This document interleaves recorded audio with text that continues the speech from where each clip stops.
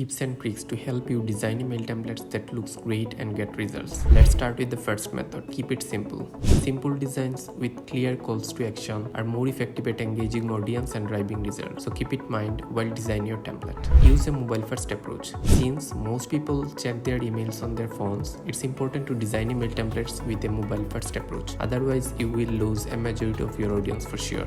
The third one is personalize your emails. Personalized emails with relevant content can improve open and click-through rates and ultimately drive conversions. Test your emails. Before sending your emails, make sure to test them on different devices and email clients to ensure they display properly. Never ever skip this stage. The last one is use high quality images. High quality images can make your email stand out and add visual interest to your design. So choose the images properly. By following these 5 tips and tricks, you can create email templates that looks great and drive results.